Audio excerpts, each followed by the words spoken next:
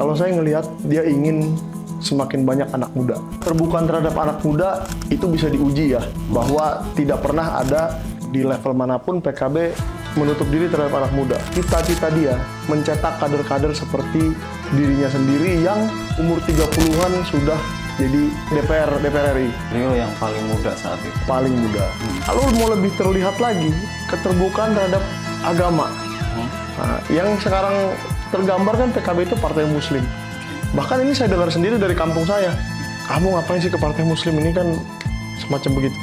Tapi saya bilang, ini terbukti kok di mana-mana bahwa PKB itu tidak tertutup memeluk agama apapun, suku apapun, tua atau muda.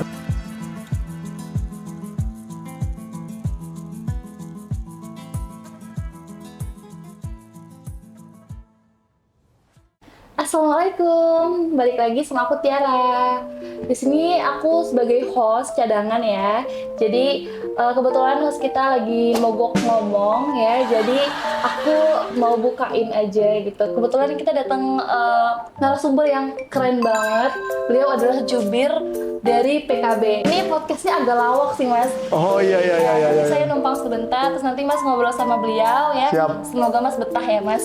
Ya, senang sudah diundang. Iya, di podcast ini. Mas Mika ini bener-bener tokoh ya, tokoh juga salah satu tokoh lah ya. Iya. Walaupun kalah kemarin nyalek ya Waduh. di DPR RI Sumut ya Mas. Iya. Ya, nanti untuk warga Sumut nanti kalau mendatang boleh pilih beliau ya. Oke gitu aja. Assalamualaikum, bye. Thank you, Tiara. Thank you, udah ya. Dan lu mau ngobrol apa, Ben? Kalau ngomong politisi muda ya, sekarang kan ya terlepas dari dinasti dan segala macem, kelihatannya sekarang semakin banyak yang bertarung di pilkada itu anak-anak muda. Padahal kita kan ngeliat ongkos politiknya gede, kok pada berani gitu. Kok pada berani, kenapa pada mau pulang kampung dan seterusnya. Kalau gue sih gitu ya, soalnya kan anak-anak muda itu dulunya cenderung dia mau dari kampung malah ke kota, urbanisasi. Tapi justru di daerah-daerah makin banyak calon-calon yang anak muda. Ben, segede apa sih biaya politik sekarang? Ya kalau itu tergantung daerahnya sih Bang ya. Cuman kan kalau untuk bupati sekitar 30 M lah yang masuk akal. Rata-rata kalau mau di generalisir ya. Ya 30 M.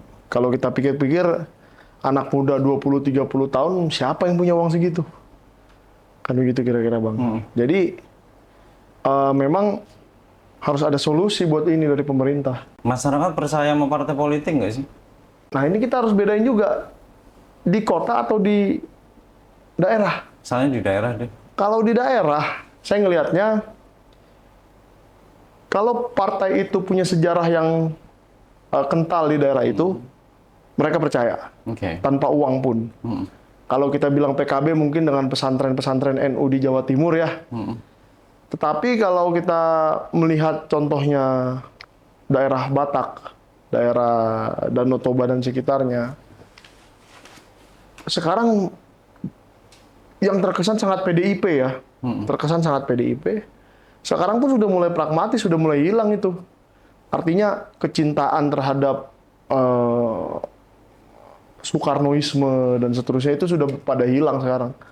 Karena kan pemilihnya juga sudah 40 ke bawah mayoritas. Jadi mereka sudah nggak tahu lagi hal-hal seperti itu, ideologinya sudah hilang, dan sekarang tinggal uang. Oke. Kan gini ya, ini misalnya nih, katakanlah warga kesusahan ya, dari yang paling kebutuhan dasar sampai peristiwa-peristiwa sosial maupun ekonomi sehari-hari gitu ya. Mereka ngandelin partai politik nggak sih untuk minta tolong? Yang mau gue bilang adalah, partai itu bisa nolongin kebutuhan dan krisis yang dialami warga atau nggak selama ini? Kalau jujur sih enggak ya. Oke. Kalau saya jujur enggak. Karena partai politik itu semakin terlihat sebagai, memang itu sih tujuannya, semakin terlihat sebagai jalur kekuasaan aja. Bukan jalur mensejahterakan. Oke. Jadi siapa yang mau kekuasaan baru mencari partai politik. Nah, saya rasa di situ errornya kita ini. Kita berkaca ke negara-negara yang lebih maju Bang ya. Contoh, waktu saya dulu kuliah di Inggris, hampir di semua rumah, mau tahun pemilu mau tidak, mereka itu bangga sekali memasang bendera partai di masing-masing rumahnya. Kira-kira kenapa, Ben? Karena mereka punya ideologi. Contoh, saya partai buruh gitu ya. Kan di sana ada partai buruh, Labour Party. Itu kan yang benar-benar mengusahakan kesejahteraan rakyat-rakyat jelata, rakyat-rakyat miskin seperti itu. Dan bagaimana supaya misalnya minimum wage itu kan upah minimum, UMR bisa naik dan seterusnya. Jadi hal-hal seperti itu yang mereka perjuangkan. Nah, di sisi lain, partai yang lain itu banyak kepentingan-kepentingan pengusaha dan seterusnya, kira-kira seperti itu. Nah, jadi tinggal kita terpisah di antara itu aja. Berapa yang ideologinya seperti ini, berapa yang ideologinya seperti itu. Artinya kan ke depan kita berharap ya, partai politik itu hadir, kira-kira kan gitu. Ya, Nah, kan Ben maju dari PKB nih. ya. Tentu punya reason dong, punya alasan atau melihat value yang bikin gabung dengan PKB dan percaya gitu kalau PKB mungkin menjangkau partai yang modern, partai yang menjadi jalur yang memungkinkan rakyat melapor dan meminta tolong. Apa yang Ben lihat dari PKB? Kalau pengalaman saya di PKB, Bang ya. Pengalaman saya di PKB, saya melihat kulturnya itu sangat bagus. Tidak tidak elitis. Kulturnya tidak elitis. Kulturnya itu mendengarkan lah. Mendengarkan aspirasi. Soal bisa diwujudkan atau tidak kan bukan kita yang memegang kekuasaan eksekutif. Jadi mungkin kita hanya bisa mewujudkan sampai standar tertentu aja. Misalnya meminta dana desa ditingkatkan, itu kan perjuangan yang bisa dilakukan di DPR. Nah, dengan yang terbatas seperti itu pun, yang kita minta itu hal-hal yang benar-benar menyentuh masyarakat gitu loh. Dan saya juga paham bahwa anggaran yang dimiliki PKB sekarang mungkin tidak mencukupi untuk mewujudkan yang saya bilang tadi. Nah, contohnya kan kalau di luar itu dana-dana partai politik itu sangat mumpuni, sehingga kantornya buka 5 tahun pun nggak masalah. Kalau di kita paling kantor DPP, DPW, DPC-nya belum tentu juga, saya nggak tahu ya. Ini kita lihat daerah masing-masing aja lah. Nah, jadi dengan anggaran yang tidak cukup dari pemerintah, juga rakyat mau ini kemana? Contoh saja sedikit, Bang. Misalkan saya mau ngurus paspor, dipersulit. Itu kan hal yang sangat bodoh ya sebenarnya. Ngurus paspor dipersulit. Saya harusnya ngadu kemana sih? Harusnya ke partai politik pun bisa. Mestinya. Ya kan, pelayanan pemerintah yang dipersulit, mengurus surat tanah atau apa yang dipersulit, itu seharusnya kita bisa kejar ke partai politik. Karena memang mereka lah yang punya kader-kader yang ditempatkan di situ. Toh menterinya semuanya orang partai kan? Gitu. Jadi yang saya sekarang lihat gitu ya, misalkan Mas Agus Yudhoyono tuh, anak muda, artinya bersih lah track recordnya dan seterusnya, jadi Menteri Pertanahan, tapi kalau saya punya masalah pertanahan yang sudah puluhan tahun nggak beres, bagaimana saya nyari dia? Akhirnya saya merangkak lagi dari bawah, dari kantor cabang, kantor kabupaten dan seterusnya, yang lama-lama mentok di tengah juga, Bang. Jadi percuma kita menaruh kader-kader hebat di puncak. Padahal yang tengah ke bawah ini belum dibereskan. Lu kan muda ya. Dan muda, dan lu gabung di partai yang relatif tidak muda. Ya, kan? Paling nggak kesannya yang ditahu publik lah, kira-kira gitu ya. Betul. Artinya gue percaya bahwa karena Ben gabung ke PKB, artinya juga PKB punya semangat dan spirit yang muda, yang akan juga punya kompetensi dan kepedulian terhadap kepentingan kelompok muda. Sekarang nih Ben, coba jual PKB yang muda, yang membela anak muda ke teman-teman yang lain. Bahwa PKB itu aware dan sangat terbuka terhadap kelompok muda, Ben. Kalau keterbukaan terhadap anak muda, mungkin itu bisa diuji ya, bahwa tidak pernah ada di level manapun PKB menutup diri terhadap anak muda. Bahkan kalau kita lihat di Samosir, kampung halaman saya, caleg-caleg yang jadi itu mayoritas muda. Dari 6 kursi yang kita dapat, 4 diantaranya anak muda. Nah, jadi kalau di level kabupaten itu kelihatan sekali, Bang. Caleg-caleg yang jadi itu banyak anak muda. Dari PKB? Dari PKB-nya sendiri, satu. Kedua, kalau mau lebih terlihat lagi, keterbukaan terhadap agama. Nah, yang sekarang tergambar kan PKB itu partai muslim. Bahkan ini saya dengar sendiri dari kampung saya.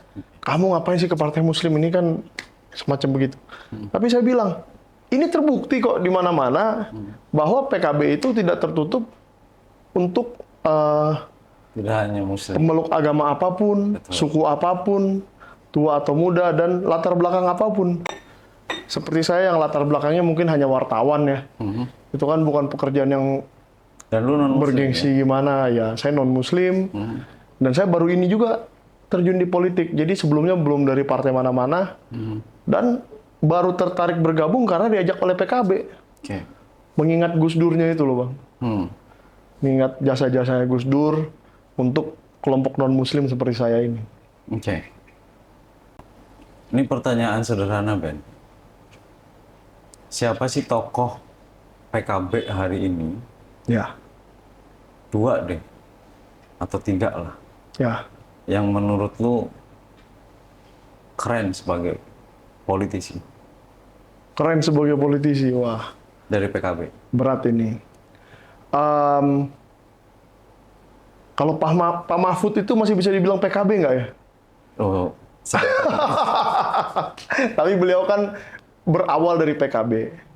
Jadi kader-kader yang pernah bersentuhan. pernah bersentuhan dengan PKB itu Jadi, biasanya orangnya intelektual dan nggak sombong ya. Down to earth, kira-kira gitulah bahasa anak zaman sekarang. Ya tentunya Gus Imin lah. Kalau Gus Imin kan berasal dari kalangan pesantren, bukan apa ya, artinya berasal dari kalangan agamis dan terdidik, bukan pengusaha besar gitu loh.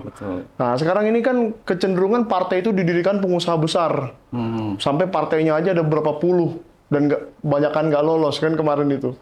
Nah, karena ada pengusaha besar nih mau biaya besar. Nah, itu saya kurang srek sih dengan model seperti itu. Tapi kalau kita memulai dari menyentuh masyarakat terbawah, menyentuh grassroots, seperti lewat pendidikan, lewat ya katakanlah acara-acara keagamaan misalnya, sholawatan dan segala macam yang selalu dilakukan oleh PKB. Ya karena itu bukan agama saya juga nggak terlalu mendalami ke situ ya. Cuma artinya acaranya PKB itu selalu memasyarakat gitu loh. Jadi nggak hanya di zaman-zaman pilkada atau zaman-zaman pilpres aja mereka mengumpulkan masyarakat, tetapi secara rutin gitu kira-kira. Aku mau tanya juga, Ben. Sejauh yang kamu tahu ya, leadership di PKB di bawah Gus Imin, Ya. itu gimana sih, Ben? Kalau saya ngelihat dia ingin semakin banyak anak muda. Pernah di satu pertemuan beliau berpidato menyampaikan cita-cita dia mencetak kader-kader seperti dirinya sendiri yang umur 30-an sudah jadi wakil ketua DPR RI. Sudah jadi wakil ketua DPR RI di usia 30-an. Beliau yang paling muda saat itu. Paling muda.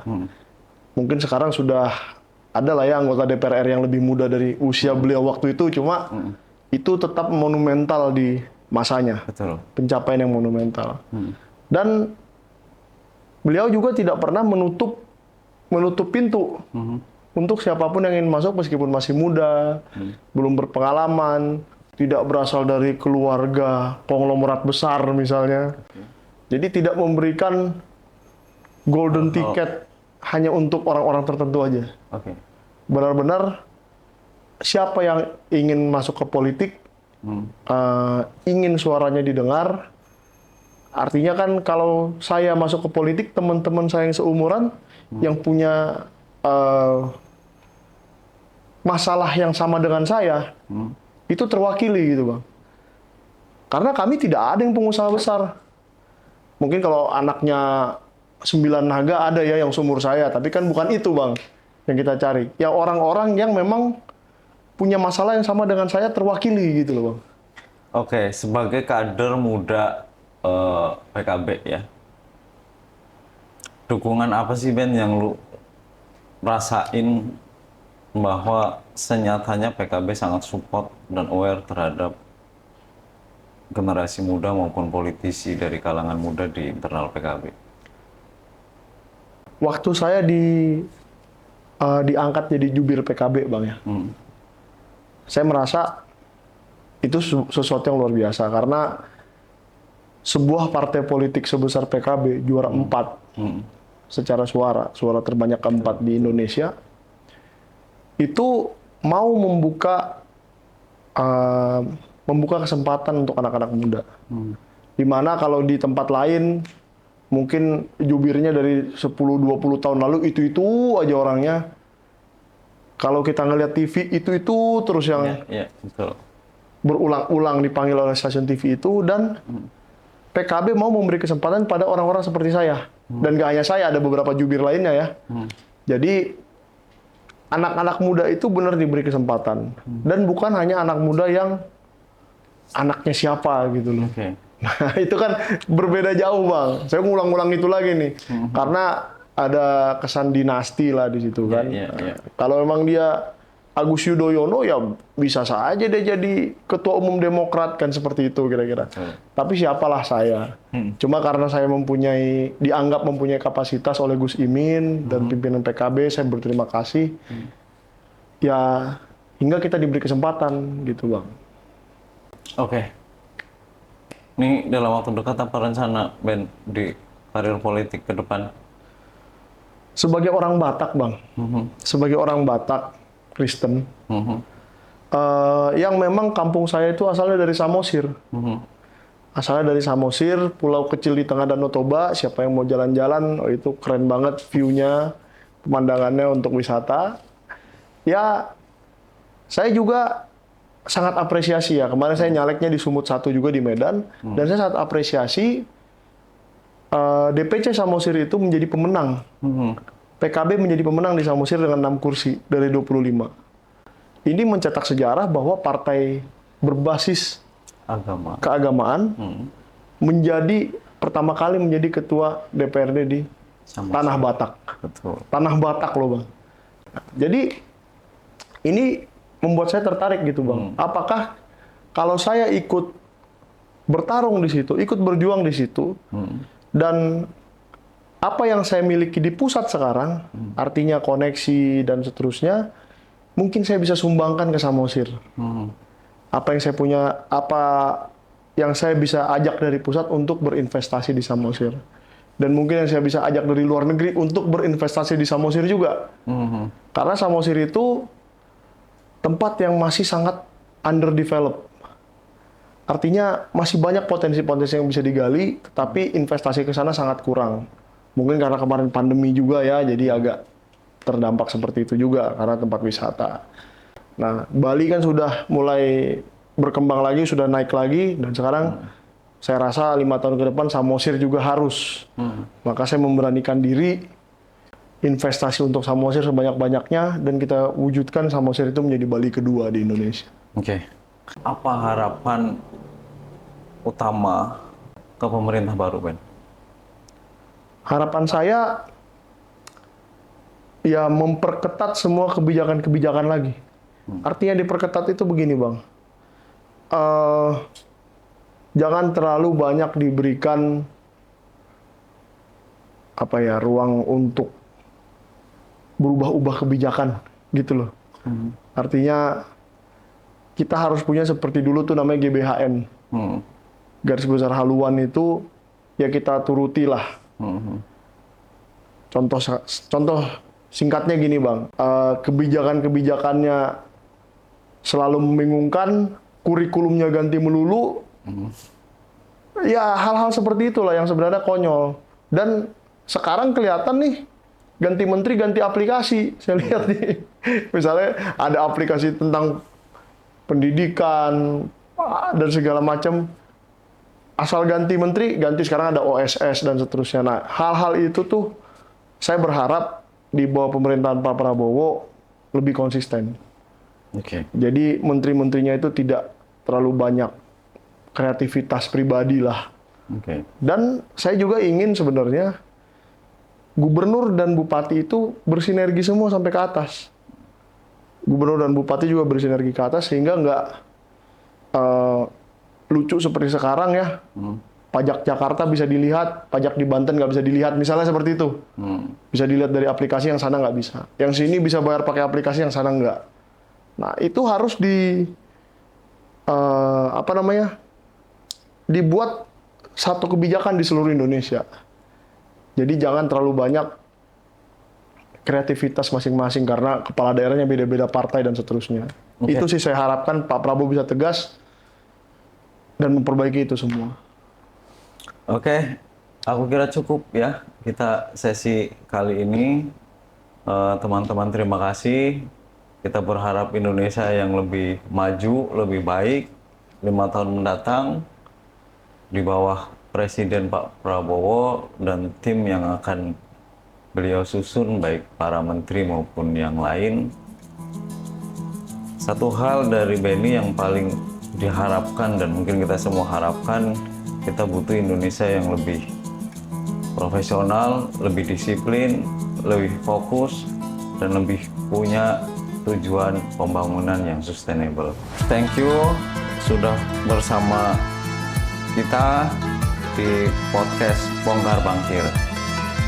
Lu gua bongkar, lu gua setir. Thank you, Ben. Siap, terima kasih. Thank you, Ben.